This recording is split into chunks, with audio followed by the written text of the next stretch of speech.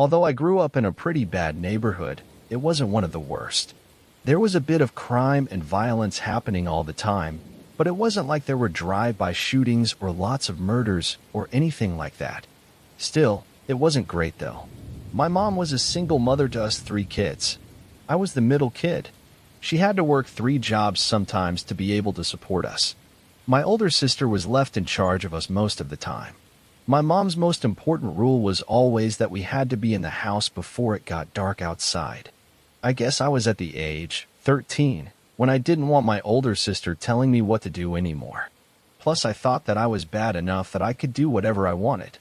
A lot of my other guy friends would make fun of me for having to be home at a certain time, and it was beginning to get old. So one day, after school, I went to the park to play basketball with one of my friends. This was in the fall, so it had started getting dark earlier in the evening. We were shooting hoops when my friend told me he had to be getting home and he would see me later. Normally, I would have gone home right then as well. I didn't. I decided I wanted to stay and play a bit more. I was having fun and I was positive that nothing was going to happen to me anyway. So I just stayed and kept shooting the ball while the sun went down and it got dimmer and dimmer outside. While I was playing, a big guy came to the courts, but he didn't have a basketball. There was no one else but me there at one point. He began watching me play, which was making me very uncomfortable. He was leaning against the fencing and just watching me. I didn't think that I could stay there much longer because he was making me uncomfortable. But also, I felt a little scared trying to leave. I mean, if he was a bad guy and then he saw me leaving, he would think that I was leaving because he was watching me. I took a shot that missed and bounced off the backboard. My ball hit the ground and started rolling on the court. It rolled right over to the guy who was watching my play basketball. For the first time since he began leaning against the fence, the guy moved and he picked up the ball. I expected him to throw it to me at first, but he just held it and he just kept looking straight at me. I put out my hands, indicating but he didn't. He just stood there, holding the ball between the palms of his hands. He had a really scary look on his face, too, and I really just wanted to leave and go home at that point. But I couldn't leave without my ball, so I told him that I had to go home and could he pass me my ball. Sure, I can pass you the ball, he said. But instead of doing that, he took a switchblade out of his pocket. He stabbed the basketball and then crushed between his hands, deflating it into a soggy piece of plastic. I looked at him for a moment, and he took the deflated ball and threw it at me. I was frozen at first, but then he took a step toward me. I took off running.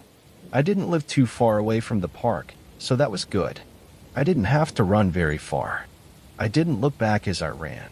I just assumed that the guy was chasing me even though he likely wasn't. I ran by some people on the sidewalk, and it would have been stupid of him to chase me where other people were. My older sister was actually very nice about it, and didn't tell my mama that I had been out later than I was supposed to. When I told her what happened, she figured I learned my lesson. I guess this is a pretty typical story, but it happened and it was very scary. When I went to elementary school, everyone walked to school. There were not any buses as the school was not very far from the neighborhood we lived in. Most kids walked by themselves because parents felt it was safe with so many kids walking together. I think that made a lot of sense. I was an only child, and I would often be in the house by myself when I got home. I definitely wasn't supposed to answer the door or the phone while I was there by myself. This day, I noticed a man walking in the same direction as I was on that day. He didn't seem to be a parent because he was not walking with any of the children. I noticed him, but didn't think too much about him. I got home and went in and locked the door behind me. Later, there was a knock at the door. I didn't intend to answer it, but I was curious who might be knocking in case it might have been a friend of mine. I peeked out of the window next to the door and noticed it was the man that I had seen earlier. As I was walking back away from the door, I heard this creaking noise. I turned and what I saw scared the hell out of me. We had one of those slots on our doors that the mailman put the mail through. The man had opened the slot up and was watching me. "I see you. I know you're there. Open the door," he said to me in a creepy, almost teasing voice. I told him to go away. He then tried to stick his arm through the mail slot. He was able to get his hand and his wrist through easily and seemed to be trying to reach the doorknob.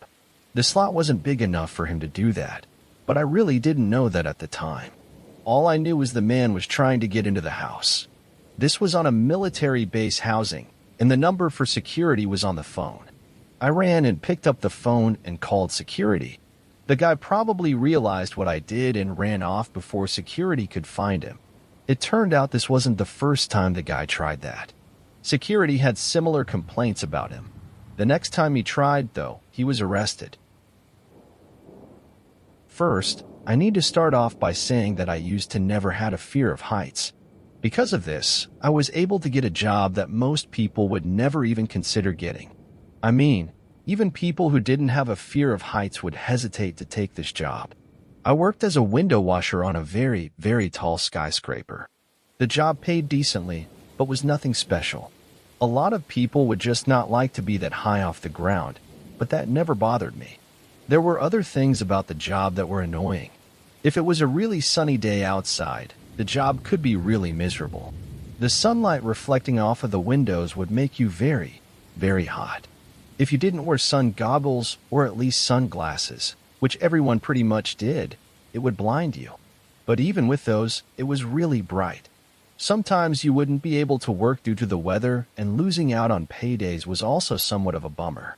Beyond that, there were times when the rigging would quit working, and you would be stuck on the side of a skyscraper for a long period of time. There are tons of safety measures that keep you from getting killed. The washers always work in pairs and communicate constantly with each other. You wear harnesses connected to ropes to keep you from falling and dying. But even when you take the most precaution with safety measures, accidents can happen. But the worst happened once when I was actually having a pretty nice day. My partner and I were making good time, and everything was going like it was supposed to. It was a little windy that day, but nothing that would be considered dangerous. However, after a pretty strong gust of wind, something happened. There was a loud snapping noise that I will never forget in my life. This was followed by one side of the rigging quickly dipping toward one side. It was the side that I was working on, and I fell toward the side of the rigging, hit it hard, and then fell over the side. Now, I had all my harness equipment on, so I didn't plummet to my death. But I wasn't thinking clearly about any of that at the time. I was literally hanging there, some 19 stories above the ground. I was someone who wasn't scared of heights, but suddenly was contemplating what would happen if the harness broke or if the rigging broke further. My partner came over to me to try and help me, but this was futile. He could reach me, and I couldn't reach the rigging to climb back into it. I just kept looking down at the ground and wondering if I was going to fall to my death at some point. I began panicking, which just made everything worse. I was flailing about, causing the rigging to sway a little bit, which could have caused more danger if I wasn't careful. It took everything my partner could do to calm me down, but I was only calm on the outside. On the inside, I was terrified. I kept expecting something to go wrong at any moment. Well, if I died, I wouldn't be here to tell this story, so I guess we know that didn't happen. But afterward, I wasn't able to continue working the job. The incident gave me a crippling fear of heights. I can't even go on a roller coaster because whenever it gets to the top, all I can do is see 19 stories down and feeling like I am going to fall to my death. I had a year where I lived in complete and total hell. Many scary things happened that I can tell you during that time period. It was the worst of my life and has left me messed up for the remainder of my life. However, it was the beginning of that hell that was the most scary. I was walking home from school by myself. I like to take a short cut through the woods to get home much faster.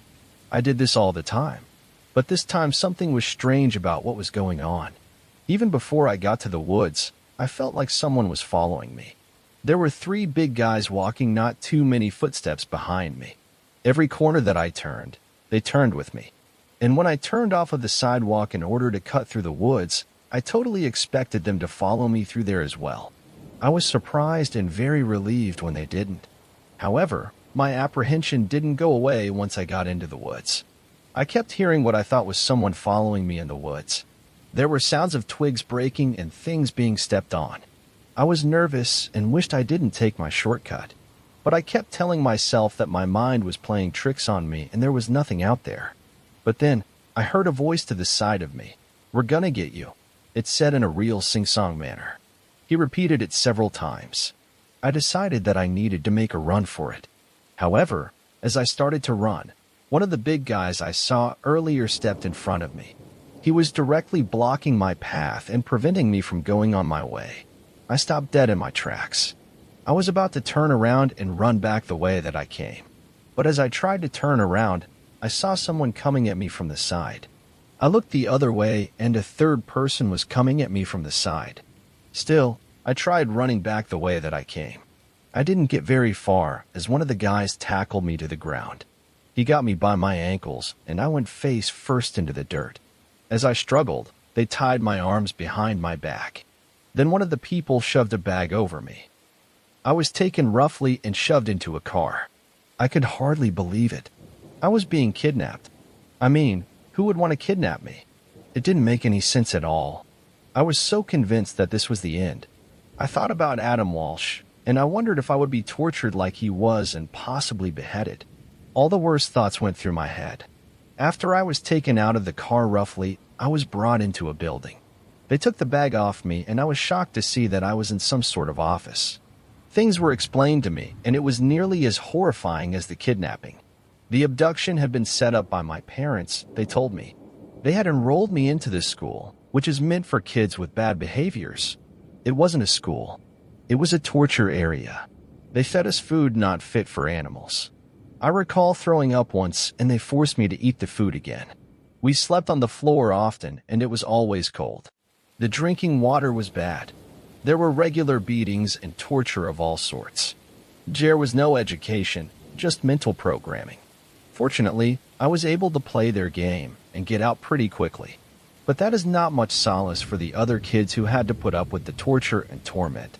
Several of these schools exist, and thankfully Netflix has a docu-series about them now. Imagine that, a place so horrible that the kidnapping was the least scary part about it. These things should not exist. Interested in more content? Subscribe to the channel and don't forget to like this video.